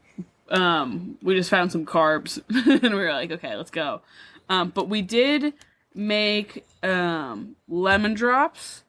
Or like lemon drop, lemon drop martinis.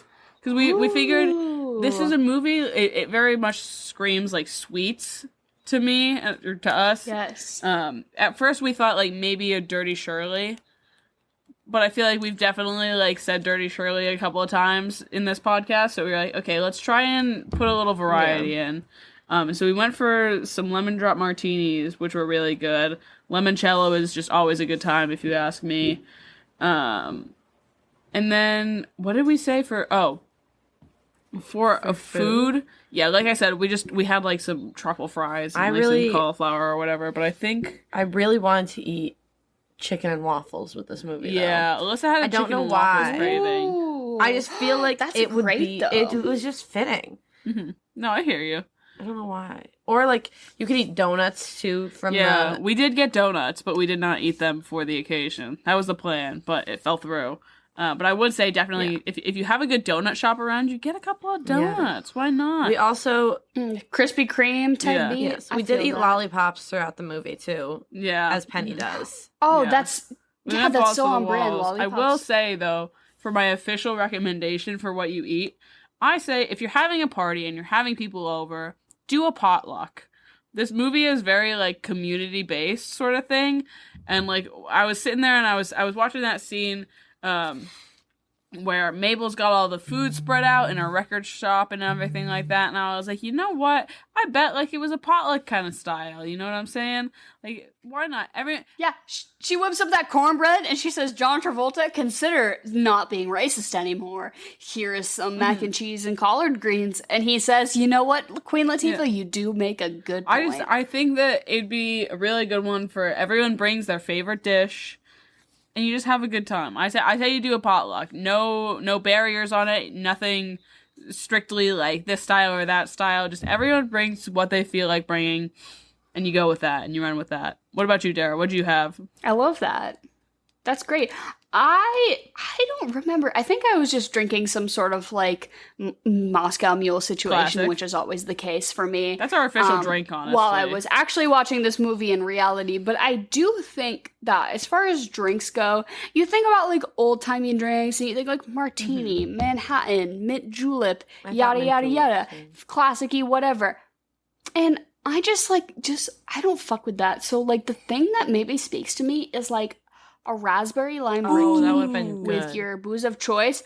So, because this movie's pretty fruity to me, you know, it's colorful, it's boisterous. So you do a raspberry lime Ricky, you do, you know, the lime juice, raspberry seltzer or something of your situation, maybe like a flavored simple syrup. I don't know. Go about it as you will. But then you add, you know, vodka, rum, whatever your preference is. I think raspberry lime Ricky has enough boundaries that you can fuck with it to make it the way you like it. And also I think it will fit this movie very well. And additionally for food, I just like, you could do a fucking crawfish boil, like type, like southern, you know, Miss Baltimore crabs. We're gonna like lay a big piece of cardboard down on the table and we're all gonna like dig in and wear a bib and eat seafood, but that's just not practical, if I'm being honest. So you could do, I say you pare it down, down, you pare it down. What is the most accessible version of crab? Is the rangoon. Oh! I like that. Crab rangoons. All right, fair. So Chinese food. This movie's very like sleepover to me. Very like fun. I don't know. Even like cookies, like we were talking about, like Oreos and chocolate chip, like very cookie movie to me. Just like sleepover, order Chinese food, eat junk food, get drunk, watch Hairspray. That's the vibe. Definitely to me. true. I feel that's like the most definitely the most accessible form of crab. The next step up that I can think of is like soft shell crabs, and you'd still have to make those. Or like dip, like crab dip or something. I don't know. Like it's weird. A crab to me is very scary and odd, and the fact that soft shell crab, you eat the shell, fucking terrifies me. If anyone out there wants to give me some tips on like how to enjoy crab as a medium, please do. But like crabs fucking terrify me. It's fair. I'm not the biggest fan. Like I've had soft shell crabs before, but it's a little unnerving. I don't love when my food looks like it just popped out of the ocean. But that's just a personal problem. And so, what would you follow this up with? What's your next movie pick? You're doing a double feature, Hairspray, and then... I didn't think about this at all. I forgot we did this. I fully have a list. There's 3 that stood out to me. And it depends on the vibe you're going for, obviously. But there was 2 with Zac Efron. I said you could, if you wanted to keep it going with like a common actor, you could follow it up with like something fun, like 17 again. Or great choice. Hairspray is so much that it's hard to find some energy that matches it. So I think you said in previous episodes you have to do a 180 almost. And I said watch Schindler's List. Close. I said watch Zac Efron playing Ted Bundy in what's that movie? Extremely Shocking. And I know. The Ted Bundy movie. The Extremely Hawking and Short, Horribly Vile. Yeah, that movie is certainly interesting and certainly a spectacle to be seen after his performance as Link. Or the third one I thought of, just because it kind of fits with the theme of them, not the theme of racism, but I said you could watch The Help after too. Ooh, yeah, that like 1960s segregation era, like progressive film. Yeah, The Help is a good choice. Minus the music. I do stand by that. I like that. Yeah. So my pick is you go for thematic. I love a thematic actor shift, as you did with Zac Efron, and I paired it again with John Travolta does drag to be a woman in this film. Who does drag to be a man in a film who was also in Hairspray, but Amanda Bynes, she's the man. She's the man.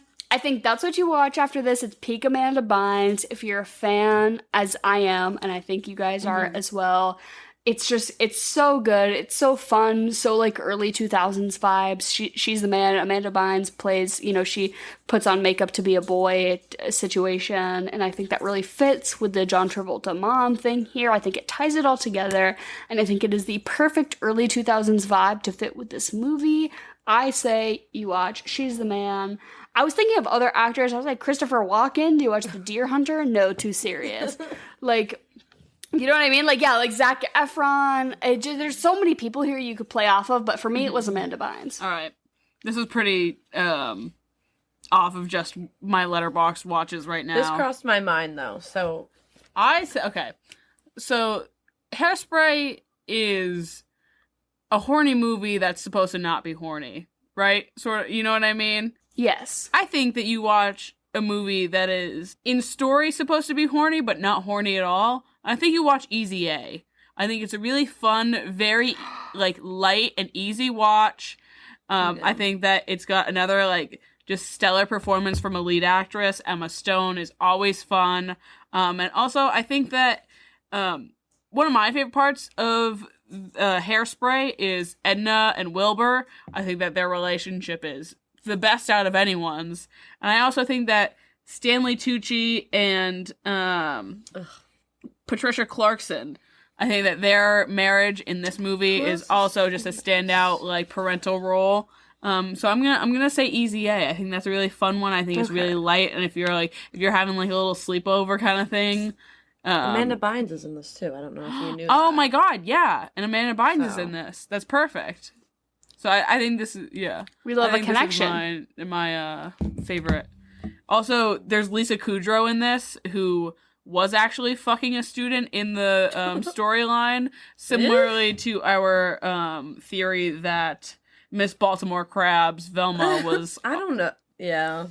She just gives me that vibe. She'll cross a line. She does not care. Yeah. She fucked the judges. True. And she must have been their age. Exactly. So I think Easy A. Yeah, it was the 60s. If you were divorced, you got executed on point. So that does make sense. I love that choice, though. Thank you. It was a panic choice. Especially, sticking with like the early 2000s vibes. I love for a movie, like anything made between 2000 and 2009 or 10, is such a specific vibe. I think especially to us born in the, mid to late 90s, nostalgic type of connection that I have to every like bad movie made around 2005 just like really touches me. What would you rate this?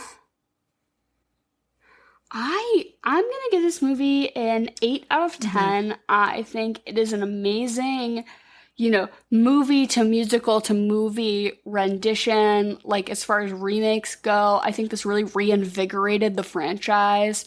As far as like, gaining interest to people, I remember this was totally like a hot commodity in 2007 when it came out. People loved it. Like you've said time and time again, the casting is fucking immaculate. I could not imagine anyone else in this movie playing any other role other than what they're in this movie. The costuming, the songs, everything. I think it's perfect. And I totally think it's slept on as far as movie musicals that we were doing. I think a lot of the other ones we're planning to cover are a lot more like at the forefront of when you think of movie musicals, and this one might not be up there, but totally worth considering. I just think it's brilliant. So yeah, 8. What did I say? 8 out of 10? Yeah, that's my rating. I stand by it. Really good shit. Makes me feel good inside. Warm and good inside. 10. It was just one Makes of those sense. things like I think you gave Mamma Mia a 10 Yeah. last week just because Of how much you enjoy like it. a personal thing. Like, yeah, it's not that the movie itself is like the best movie you've ever seen, but it's just one that hits home, like, and you just love so much that like you can't give it any other score. Like every time, like in college, if I was sad, I would just put it on my phone and immediately feel better. It's just one of those things. Yeah. No, I feel that. I think I'm gonna sit with Dara on an 8 for this one. It is just such a standout musical, and I'm very nostalgic about it because I think this was one from our childhood that I remember a lot, and I remember seeing a lot. I'll still sit, like, whenever we go on a long car ride, we'll be like, oh my god, should we put on Hairspray? We and we'll, we like, sing perform the along. whole thing. Yeah, oh yeah. we've pretty much got our own show going. Yeah. If you ever want to find me in my 2003 Honda Civic belting Hairspray, you get a free show. But it's just one of those ones that's so good. And like you said, Dara, it's very much slept on. I think the fact that Mamma Mia came out the year following, that it definitely gets overshadowed by it. But I wouldn't say that it should. I think they're very much on par with each other. And I think they're both absolutely solid standalone musicals. So thank you everyone to join for thanks for everyone for joining us this week for Hairspray 2007 edition. Thank you so much again to Alyssa for joining us, Emily's twin sister, getting some insightful twin brain power moments here. I couldn't imagine the deep internal intelligent connection you guys have. If you can speak to each other telepathically, don't tell me because I don't want to know. But anyone out there who has any suggestions for movies for the future, please let us know. Chocolate or vanilla suggestions, let us know. Literally any thoughts you might ever potentially have. Let us know. Merch especially. We recently commissioned some designs from a local artist we know to do for the swamp. So we're interested in putting those on t-shirts, sweatshirts, coffee mugs, whatever you guys want. So just, let us know what you think you might want. We don't really want to charge you guys like $20 per, t-shirt because that's kind of ridiculous, but just let us know like the sort of things that you are feeling, vibing with potentially. Also, please, for the love of God, follow us on Instagram and Twitter at The Swamp Pod, TikTok, The Swamp Podcast. Our website is theswamppodcast.com. All locations, you can interact with us there. Thank you, everyone. And Hairspray. If your hair is not, what is it? The higher your hair, the closer you are to God. Yeah, that sounds right. That's a saying, I think, right? Yeah, the higher your hair, the closer you are to God. So if you are considering doing a big updo today, this is your sign to maybe do it. And goodbye and good night. And goodbye and good night. And goodbye and good night. And goodbye and good night. And goodbye and good night. And goodbye and good night. And goodbye and good night. And